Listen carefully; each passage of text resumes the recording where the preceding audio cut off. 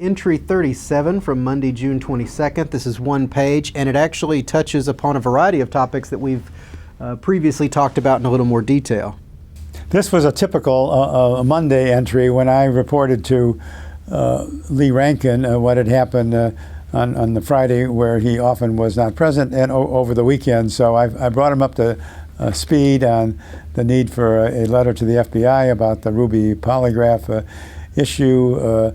I reported on my conversation with Mr. McCloy, and I reported on various steps I had taken with respect to the TV tapes, the arrangement for taking the testimony of Mayor Cabell and so forth. So he was brought up to date, and I noted that and told him about a letter that I had seen prepared by Griffin to the FBI seeking further investigation as to Ruby's communist affiliations, and we concluded together that it was slightly broad, and I should ask Bert to edit it in some useful way.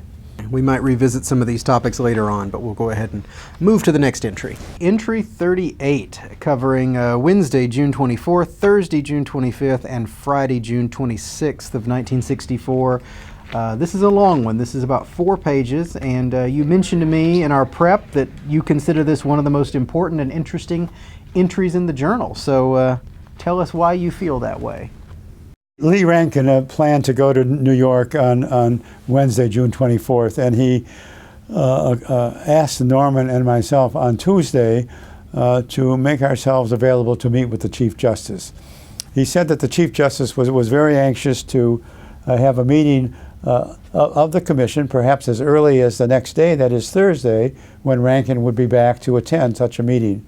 The Chief Justice's interest was to have the entire Commission address the sections of the report that had been distributed by the staff regarding various aspects of the final report. And the Chief Justice was concerned that some of the Commission members had complained because memos that were being circulated to the members of the Commission prejudged the findings of the Commission, and indeed proposed certain commissions for the members to consider and accept or reject. In other words, the Chief Justice wanted to drive home to the staff through a meeting with the commissioners that the commissioners were going to make the decisions. And it was up to the staff then, having learned what the decision on a particular subject was, to assemble the evidence and set it forth in a section of the report that would implement and reflect the decision of the Commission, whether the decision was about the number of shots or the escape of Oswald or whatever. That he wanted to make certain that the staff understood that their job was to implement decisions of the Commission, and he had decided that one way to accomplish that was to prepare his own list of factual issues and have them considered by the members of the Commission, beginning with the first meeting that he could have on this subject. And he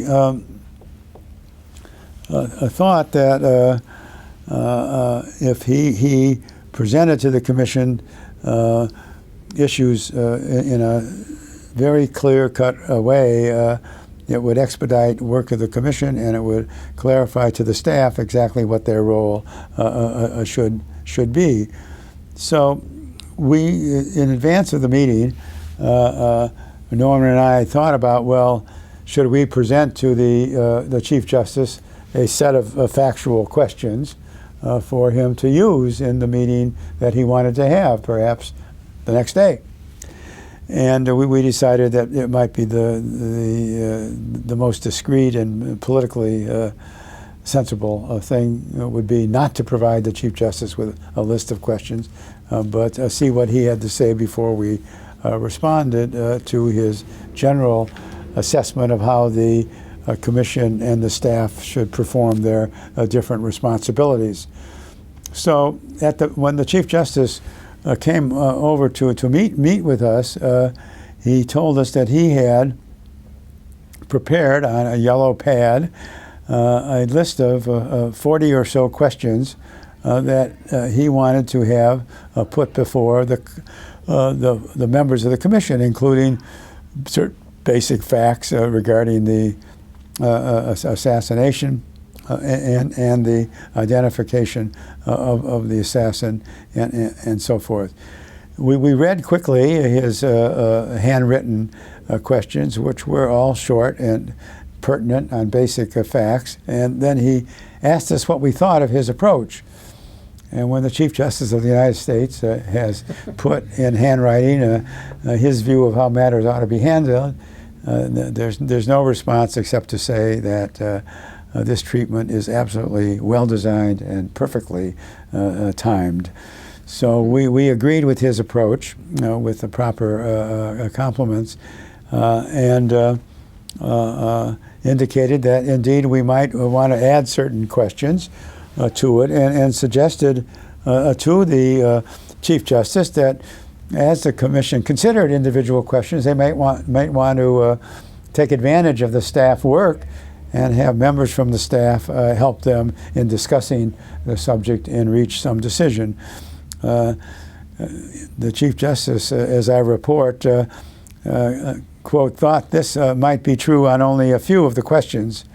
He also stated that if exposition of the material would be desirable, he thought that the staff should attend a meeting and prepare to assist the commissioners in resolving any of these questions. So after we had agreed with the Chief Justice generally that proceeding in this way was useful, we had the occasion to tell him that the Chief Justice had indicated that he thought that all the members of the Commission had received all the drafts that he had received. And it was at this time that we informed him that that was not the case. He obviously was of a view that this approach he was suggesting could be implemented promptly because he assumed everyone else had received the sections of the report dealing with the various chapters to the same degree that he had. So when we told him that his assumption about distribution was not true, we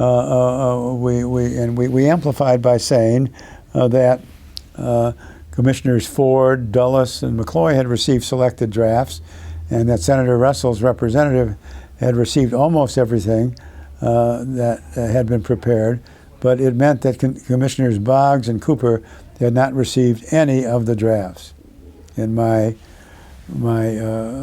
entry proceeds as follows, quote, "The Chief Justice became extremely mad. He said that he had instructed Mr. Rankin to see that every commissioner received everything that he had received. Mr. Redlick and I were somewhat taken aback, Mr. Redlick more than myself, since I was personally aware that the Chief Justice had made such a request to Mr. Rankin. We stated that we had not received any instructions to so distribute the material. At this point, the Chief Justice realized that the purpose of the meeting could not be accomplished if the commissioners did not have the material. It was about this time he was called out of the room to either take a call or talk with Mr. Helms of the CIA. During the interim, I went to talk with Mrs. Idy, one of Rankin's secretaries, and found that she had not received any instructions to call a meeting for the following day. I came back into the room, and when the Chief Justice returned, this information was conveyed to him by Mr. Redlick, and I thought he was going to have a heart attack, and then he became very quiet and disheartened. It was clear that he felt that he had been deceived and that everyone was making it difficult for him to complete this job on time. It was either here or a little later that the Chief Justice said, quote, 'Well, gentlemen, we are here for the situation,' end quotes. By this, I presume that he meant because we had not distributed the drafts and the commissioners could not consider the material, the work was going to stretch on for months," end quote. Well, this was a very tense moment in our experience with the Chief Justice, and we both tried very hard to try to soothe the Chief Justice's feelings and persuade him that not all was lost. We suggested that we could have the meeting on Monday and that we would make every effort to circulate all the pertinent sections of the report that were available to all the members, and that it could be distributed in time for a meeting on Monday. He did not seem particularly persuaded that this was any sort of accomplishment or provided any relief. So we were at that point ready to conclude the meeting as soon as possible because of the impact this had had on his feelings about the progress we were making. But two other things happened that are worthy of mention. Bert Jenner was at the meeting at the request of Rankin, who thought that Norman and I would benefit from having someone of the Chief Justice's age, or approximate age, in the room. So the Chief Justice went on to express his view that the Commission should not try to determine Oswald's motive with any precision, and suggested rather that we could spell out and identify all the possible factors that might have influenced his judgment. And Bert Jenner, who was there and had sat very quietly during the meeting, now advanced his views that the Chief Justice's view on this was perfectly sound, because Mr. Jenner, quote, reported to the Chief Justice that he had filled his wastepaper basket with his writings dealing with motive because of his inability to fix on any certain motive, unquote. And then when it came later to the possibility that members of the staff might appear before the Commission in their deliberations, the Chief Justice said that we should find something else for the beatnik to do. And he was referring to Mr. Liebler's luxurious red beard. In my entry, I say, well, quote, after a moment of silence, I spoke up and said that Mr. Liebler was doing a good job for the commission. Mr. Redlick stated that we all have different ways of expressing ourselves. Mr. Jenner stood mute. The Chief Justice was not persuaded and said that he did not mean Mr. Liebler was doing no good by the commission, and his board might antagonize some of the conservative members of the commission. We all dropped the subject at that point. End quote. There's a lot to unpack just in that paragraph. The beatnik was, as I understand it, one of the more conservative members of the staff. Yes, he was, absolutely. He came from the University of Chicago, which had that bent, and he was quite articulate in his views with respect to upcoming elections and so forth.